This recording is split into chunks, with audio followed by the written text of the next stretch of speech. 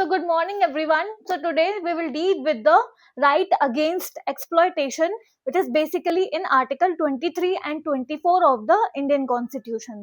तो सबसे पहले आर्टिकल 23 को हम समझते हैं बेयर एक्ट की हेल्प से. तो बेयर एक्ट निकालो. आर्टिकल 23 की मार्जिनल हेडिंग क्या है? Prohibition of traffic in human beings. ठीक है, trafficking in human beings and forced labour. ठीक है, अब इसको पढ़ते हैं. Traffic in human beings and beggar and other similar forms of forced labor are prohibited, and any contravention of this provision shall be an offense punishable in accordance with law.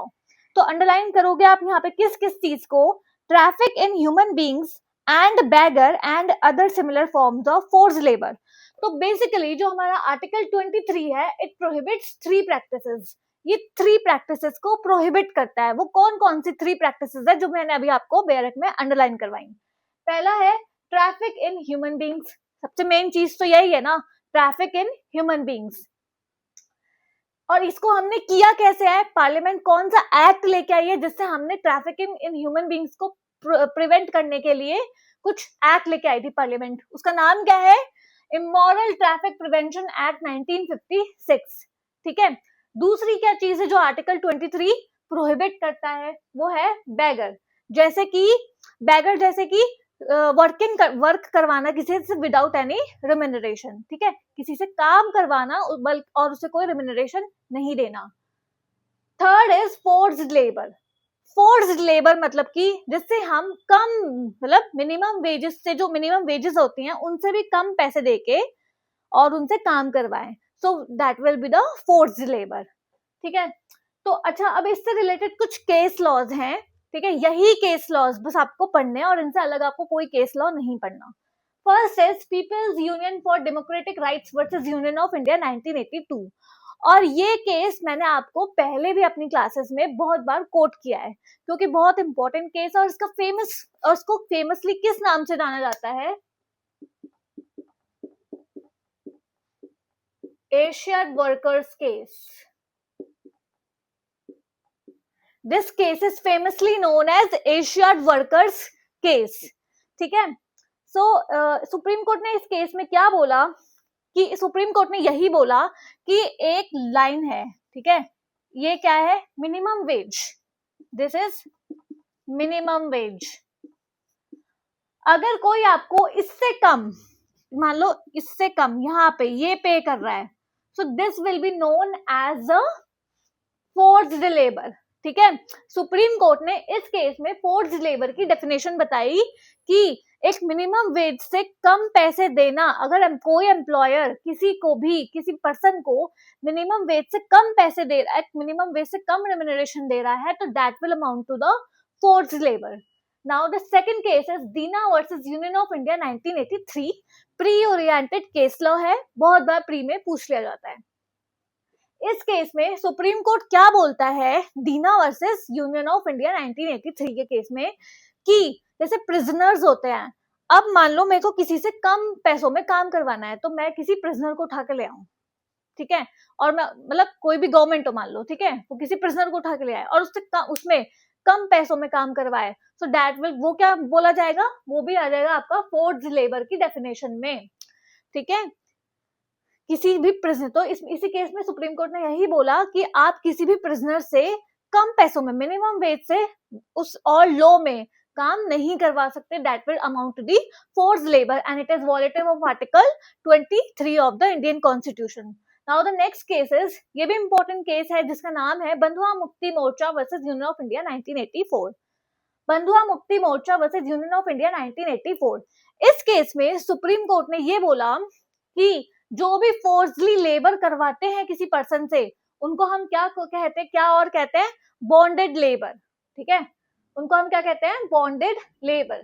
तो ऐसे याद कर लेना, बी से बंधुआ और B से bonded labour. ठीक है. So this was article 23 sub clause 1. हम पढ़ेंगे article 23 sub clause 2. Article 23 sub clause 2 basically exception है. ठीक है, कैसे एक्सेप्शन है अब वो मैं आपको बताती हूँ. कुछ केस में क्या होता है कि स्टेट कोई भी ऐसी चीज आई, कोई भी ऐसी इमरजेंसी आ गई, मान लो कि स्टेट को ऐसा लगा कि मुझे ये काम लोगों से करवा लेना चाहिए, तो स्टेट फोर्सफुली भी वो काम करवा सकती है। ये आर्टिकल 23 सब क्लॉज 2 इसलिए एक्सेप्शन बन जाता है। ठीक है, एक बार आर्टिकल 23 सब क्लॉज 2 को हम पढ़ लेते हैं। किसी भी पब्लिक पर्पस को परफॉर्म करने के लिए स्टेट जब आपसे कोई काम करवा ले, ठीक है, तो ये कवर हो जाता है इसमें आर्टिकल 23 सब क्लॉज 2 में। Nothing in this article shall prevent the state from imposing compulsory services for public purposes. ठीक है, स्टेट को चाहे इस आर्टिकल में कुछ भी लिखा हो, स्टेट को कोई नहीं रोक सकता कि वो कंपलसरी सर्विस आपके ऊपर, आपको कंपलसरी सर्विस बोले कि मेरे लिए ये कंपलसरी सर्विस करो for the public purpose. And in imposing such service, और जब स्टेट ये सर्विस इम्पोज कर रहा होगा तो state shall not make any discrimination on grounds only of religion, race, caste or class or any of them. अब underline करो religion, race, cast और क्लास और एनी ऑफ देम। ठीक है, तो ये भी आ जाता है कि आर्टिकल 23 सब क्लॉज 2 में कौन से ग्राउंड्स मेंशन हैं, तो वो कौन से हो जाएंगे, आपको 4 ऑप्शन दे दिए जाएंगे, उसमें से 3 तो ये होंगे रिलीजन, रेस, कास्ट, क्लास, और चौथा मान लो कि दे दिया सेक्स या फिर दे दिया डिसेंट। ठीक है, तो ये नहीं आएगा। ठीक है, so this was article 23 sub clause 2। अब ये एक्सेप्शन कैसे है ये तो समझ में आ गया कि स्टेट क्या कर सकती है, किसी के ऊपर भी कंपलसरी सर्विस इंप्लीमेंट कर सकती है कि आपको ये कंपलसरी सर्विस करनी ही है, क्योंकि वो कंपलसरी सर्विस पब्लिक पर्पस के लिए उस टाइम इंपॉर्टेंट होगी। ठीक है, so this is article 23 sub clause 2। अब हम आते हैं article 24 of the Indian constitution पे। आर्टिकल 24 क्या बोलता है, पहले उसकी मार्जिनल हेडिंग पढ़ते हैं। Prohibition of employment of children in factories etcetera. ठीक है, अच्छा, इस आर्टिकल 23 से अभी बहुत वो चल रहा है ट्रेंडिंग, आप सबने देखी होगी एप्स्टीन फाइल्स, तो इसको इससे रिलेट करके देख सकते हो आप कैसे वहां पे चाइल्ड ट्रैफिकिंग ये सब हो रहा है। ठीक है, so now article 24 prohibition of employment of children in factories etc. ठीक है, no children below the age of 14 years, इसको हाईलाइट कर लो 14 years। ठीक है, ये प्री पे हमेशा आ जाता है कि कौन सी एज है जो कि डिटरमाइनिंग फैक्टर है। ठीक है, आर्टिकल 24 के लिए तो वो कौन सी एज है, 14 years। कोई भी बच्चा जिसकी एज 14 years से कम है वो किसी भी ऐसी जगह पे काम नहीं करेगा जो उसके लिए हजारजस हो। ठीक है, हजारजस फैक्ट्रीज वगैरह ये सब होती हैं, तो ऐसी कोई भी जगह पे काम नहीं करेगा जिससे उसका एक्सप्लॉयटेशन हो जाए। ठीक है, तो no child below the age of 14 years shall be employed to work in any factory or mine or engaged in any hazardous employment. ठीक है, so this is article 24 of the Indian constitution. Article 24 तो simple है, लेकिन इससे related case laws हैं। सबसे पहले आपका केस लॉ यही आ जाता है, People's Union for Democratic Rights versus Union of India 1982, जिसको फेमसली क्या बोला जाता है, एशियाड वर्कर्स केस। इस केस में सुप्रीम कोर्ट ये बोलता है कि डेंजरस वर्क जो होता है, डेंजरस वर्क और employment of children in construction industry amounts to violation of article 24। ठीक है, डेंजरस, अगर कोई भी चिल्ड्रन डेंजरस वर्क में या फिर ऐसे हजारजस फैक्ट्री में इन्वॉल्व है, उसका एम्प्लॉयमेंट हो रखा है, so this is violative of article 24 of the Indian constitution. Second case आता है आपका Bandhua Mukti Morcha versus Union of India. ये हम आर्टिकल 24 के केस लॉस पढ़ रहे हैं, बंधुआ Mukti Morcha versus Union of India 1984। ठीक है, इस केस में सुप्रीम कोर्ट क्या बोलता है, इस Bandhua Mukti Morcha versus Union of India के केस में Supreme Court observe that it is a duty of the state to provide facilities and opportunities as prescribed under article 39E and F। ठीक है, सुप्रीम कोर्ट इस केस में डीपीएसपीस को लिंक कर देता है। ठीक है, आर्टिकल 24 को डीपीएसपी के आर्टिकल 39E और F से लिंक कर देता है। आर्टिकल 39E और F है क्या, पहले तो मैं आपको बताती हूँ। आर्टिकल 39 जो हम आगे डीपीएसपी वाले चैप्टर में बहुत डिटेल में पढ़ने वाले हैं, लेकिन अभी मैं आपको क्रिस्प में बता देती हूँ कि आर्टिकल 39E बेसिकली है क्या। आर्टिकल 39E जो है वो आपका workers, women, children, tender as of children in सबके प्रोटेक्शन के लिए है, ठीक है। और आर्टिकल 39F जो है आपका वो यूथ के लिए है। तो इस केस में आर्टिकल 39E एंड F से लिंक कर देता है आर्टिकल 24 को, ठीक है, बंधुआ मुक्ति मोर्चा के केस में, ठीक है। सुप्रीम कोर्ट इस केस में ये बोलता है कि आर्टिकल 24 को अच्छी तरह फुलफिल करने के लिए आर्टिकल 39E एंड F को हमें देखना ही पड़ेगा, और ये हर स्टेट की ड्यूटी होती है कि वो आर्टिकल 39E और F को एनहांस करे, ठीक है, अच्छे से उसका इम्प्लीमेंटेशन करे। जो प्रिवेंटिव स्टेप्स, जो गुड स्टेप्स स्टेट्स को लेने हैं for the upgradation of article 39E and F, वो स्टेट ले, ठीक है।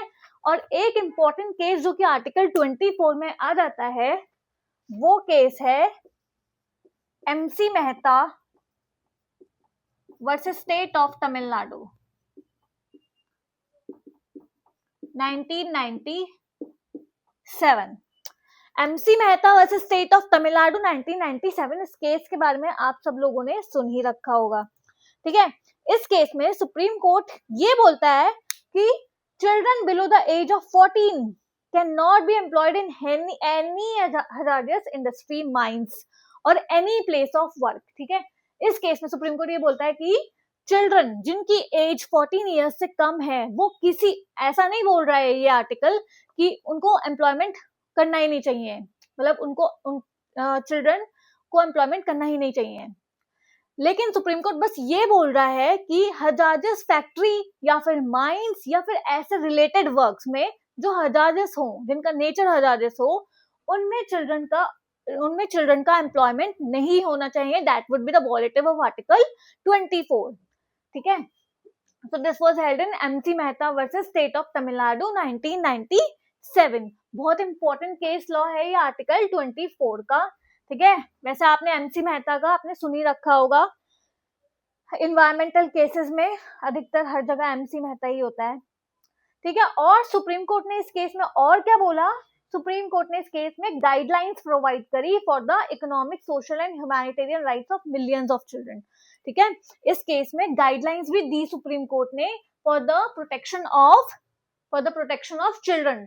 कैसे प्रोटेक्शन, किस बेसिस पे, तो उनकी, ठीक है, गाइडलाइंस प्रोवाइड करी इस केस में।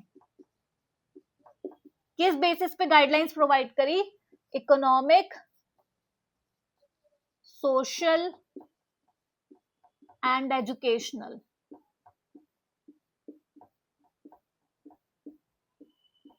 ठीक है। So these were the grounds of guidelines, ठीक है। तो ये याद रखना किस केस में सुप्रीम कोर्ट ने गाइडलाइंस दी थी regarding article 24 for the protection of children, तो वो था MC Mehta versus state of Tamil Nadu.